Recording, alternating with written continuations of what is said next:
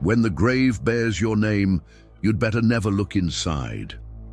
It was a grey Thursday morning, the kind of day that feels like it's whispering something through the clouds. I walked into the cemetery office and noticed a paper on the desk. A new burial order, signed, stamped, official, and then I saw the name. My name.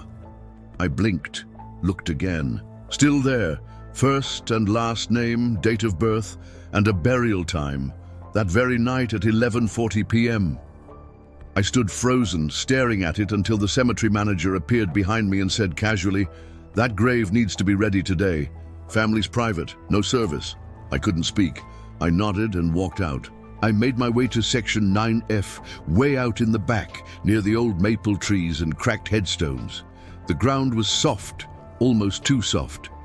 As I dug, the sound of my shovel began to change, hollow, like the earth was thin or worse, like it was hiding something.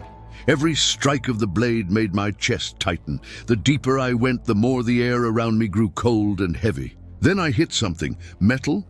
No, glass. A broken mirror buried deep under the soil. I wiped it clean, lifted it, and saw nothing, no reflection.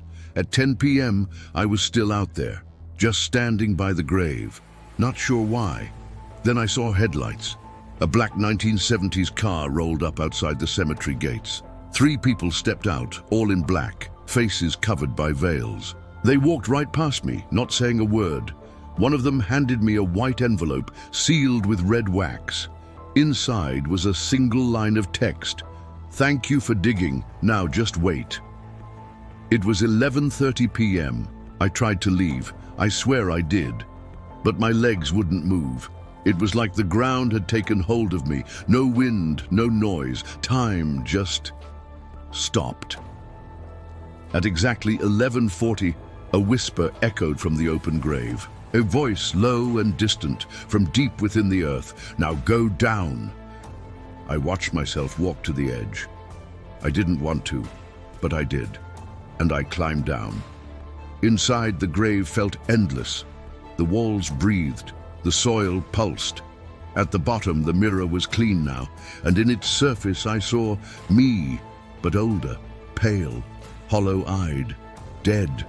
He looked straight at me and whispered, "Only one of us leaves." I opened my mouth to scream, but nothing came out. The last thing I remember was the dirt falling over me, and the one throwing it was him. I woke up lying on the grass, covered in soil. The sun was rising. It was morning again. The grave, sealed shut. Concrete poured over it. I ran back to the office, empty. No records, no manager, no burial orders. I looked in the bathroom mirror, and I wasn't there.